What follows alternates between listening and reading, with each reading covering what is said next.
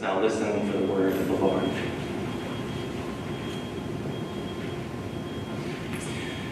Once, when the king of Aram was at war with Israel, he took counsel with his officers. The king of Aram said, "At such and such a place shall be my camp." But the man of God, that is Elijah, sent word to the king of Israel, "Take care not to pass this place, because the Arameans are going down there." The king of Israel sent word to the place of which the man of God, Elijah, spoke. More than once or twice he warned such a place, so that it was on alert. The mind of the king of Aram was greatly perturbed because of this. He called his officers and said to them, "Now tell me, who among us sides with the king of Israel?" Then one of his officers said, "No one, my lord king. It is Elijah, the prophet in Israel, who tells the king of Israel the words that you speak in your bedchamber." The king said, "Go and find where he is. I will send and seize him." He was told, "He is in Dothan." So the king sent horses and chariots there and a great army. They came by night and surrounded the city. When an attendant of the man of God, Elijah, rose early in the morning and went out, an army with horses and chariots was all around the city. Elijah's servant said, "Alas, master, what shall we do?" Elijah replied, "Do not be afraid, for there are more with us than there are with them." Then Elijah prayed, "O Lord, please open his eyes, that he may see." So the Lord opened the eyes of the servant, and he saw. The mountain was full of horses and chariots of fire all around Elijah. When the Arameans came down against him, Elijah prayed to the Lord and said, "Strike this people, please, with blindness." So the Lord struck them with blindness, as Elijah had asked. Elijah said to them, "This is not the way, and this is not the city. Follow me, and I will bring you to the man whom you seek." And he led them to Samaria. As soon as they entered Samaria, Elijah said, "O Lord, open the eyes of these men so that they may see." The Lord opened their eyes, and they saw that they were inside Samaria. When the king of Israel saw them, he said to Elijah, "Father, shall I kill them? Shall I kill them?" He answered, "No." "Did you capture with your sword and your bow those whom you want to kill? Set food and water before them, so that they may eat and drink, and let them go to their master." So he prepared for them a great feast. After they ate and drank, he sent them on their way, and they went to their master, and the Arameans no longer came raiding into the land of Israel. Truly, this is the word of the Lord. Thanks be to God.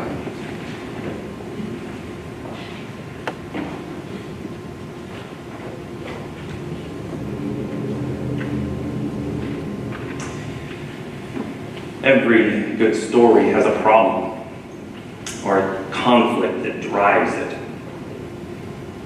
And the problem in today's story is the Arameans and their relentless raids into Israel.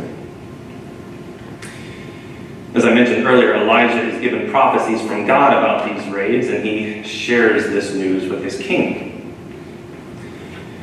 In response, the Arameans descend upon Elijah and his servant. They surround them with horses and chariots and a great army. And in a detail that I just love, the text also tells us that all of this happens at night. One day, everything is just fine. Everything is normal for Elijah and his servant. Life is good, and then in the blink of an eye, literally overnight, everything changes. bad guys make their move. The servant sees what has happened, and with fear in his voice, asks the big question. What are we going to do? What in the world are we going to do, Elijah? It's such a good story because it so perfectly captures the human struggle. The struggle we all have. A lot of us, probably all of us really, look around us and say much the same thing. We look at what is going on in our lives, we look at what is going on in our world right now, and we ask that same big question. What are we going to do? Seemingly overnight, so much has changed. So much has gotten worse. Terrorism, the refugee crisis, the environmental crisis, police shootings, gun violence, and of course this election we are having. We look, we see, and we ask, what are we going to do? While surrounded by that massive army, the servant turned to his master for some answers, and Elijah gave him some answers. Kind of. But before we get to that, I'd like to share a story. It's a story that I've shared with some of you before. But it is so relevant, so educational that I don't feel too bad about recycling it. It's about a research study that happened a number of years ago at Harvard University. It was done by a social psychology professor named Robert Rosenthal. I'm sure some of you are familiar with him. Anyway, what Rosenthal did was really very simple. He gathered together two groups of lab workers or experimenters, and he had each group study and evaluate a bunch of rats. Just a bunch of ordinary rats running around a large cage. However, before they began their observations and their evaluations, Rosenthal falsely told one group of experimenters that the rats they were studying were specially bred for intelligence. Likewise, he falsely told the second group of experimenters that the same rats were specially bred to be exceptionally dull.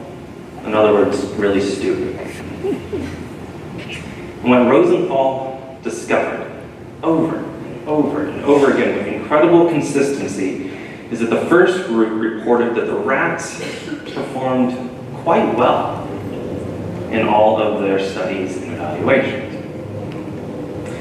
And as you would guess, the second group of lab workers always reported that their rats, the same rats, performed quite poorly. So what you have here were two groups of people, all trained in scientific experimentation, both observing the same group of ordinary rats that were neither bred to be intelligent nor stupid. And yet, those two groups came to completely different conclusions based entirely on what they believed they were seeing. And by the way, Rosenthal did this same experiment in schools with teachers instead of lab workers and, children instead of rats. Alarmingly, he got the same results. Rosenthal concluded that when it comes to human behavior, what we see is a product of what we believe. What we see is a product of what we believe. It's a basic truth that applies to all areas of life including life of faith. Which takes us back to Elijah and his servant. When asked, "What are we going to do?" Elijah did not dismiss the problem. But at the same time, he didn't allow his servant to only see the problem. He asked God to open his eyes, to open his servant's eyes so that he would not only see the army of the enemy down here, but that he would also see the army of the Lord up here. A greater and more powerful army. You see, it all comes back to what we believe we are seeing. Elijah believed that God was present even in that sticky situation. He believed that God had not forsaken him, that God was in control. He believed differently than his servant, and so he saw differently than his servant. I believe in our modern world, with all that is going on, the same lesson does apply. What we see is a product of what we believe. I want to be clear and say that I am not suggesting that what is happening should not concern us, because it should. But I'm also suggesting that as God's people, as people of faith, what we believe will impact what we are seeing. If we genuinely believe what we say we believe, it will change how we see things. Which is why it is so disheartening for me at times to hear Christians talk the way they do sometimes. It eats me up to hear the negativity, the pessimism.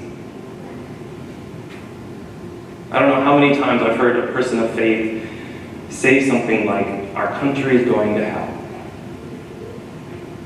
Or, the world is a dangerous and frightening place.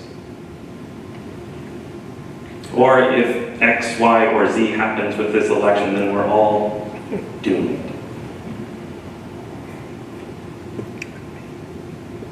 I'm sorry if I offend anyone.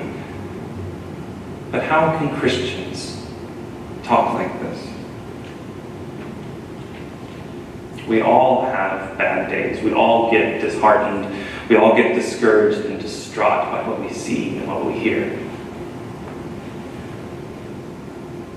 But the bottom line is still the bottom line. We still belong to God. God, the Father Almighty, maker of heaven and earth. Which is why, really, we come and do this every week. We come and proclaim that God is powerful. So powerful that he raised Jesus from the dead.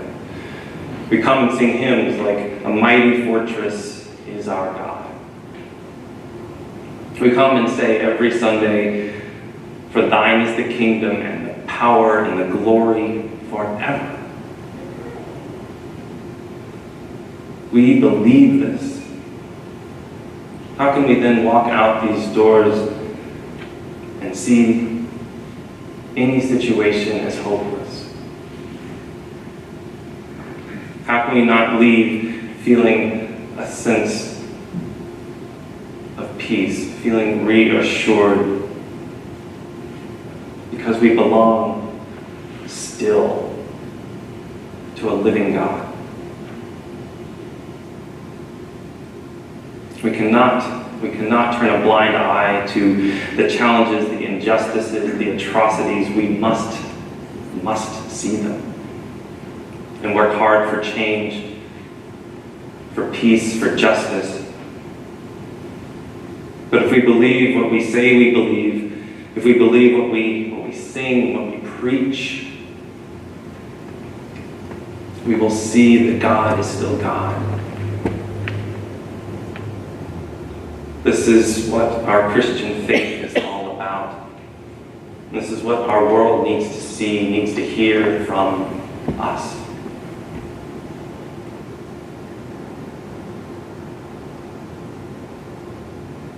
Earlier, Michael read a passage for us about Jesus and the importance of seeing things clearly. He used this metaphor all the time, all throughout the Gospels.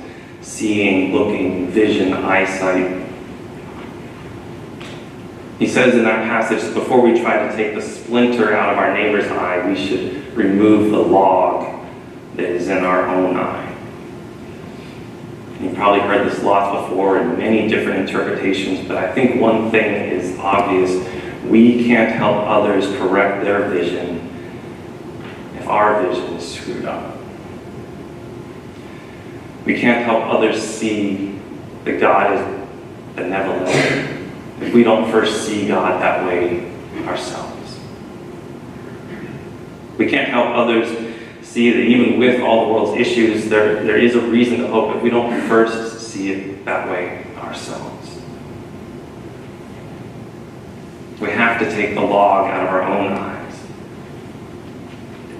To change the way that we see things before we can expect our neighbors, our society to change the way they see things. This is our job as Christians, to help others see differently, beyond the negativity, the pessimism. We're ministers, we're elders, we're deacons, we're devoted church members, and how we talk about problems and challenges does matter. How we see things in the world matters. It sets an example to our neighbors, to our co-workers, to our children.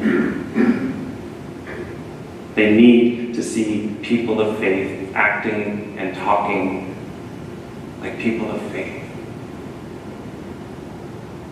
with hope, with courage.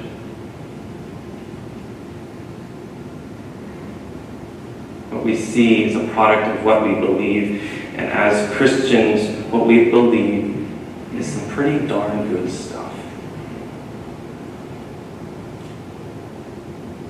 With anything that is upcoming, this election, terrorism, the economy, with the armies that we all face in our personal lives, when we get to the point where we ask that big question, what are we going to do?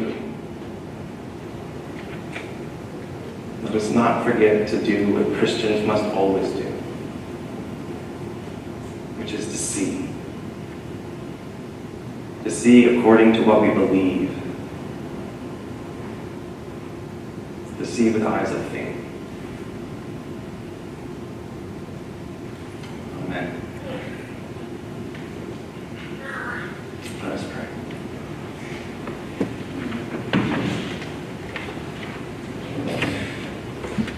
God, open our eyes that we may see. Open our eyes that we may see what our faith assures us.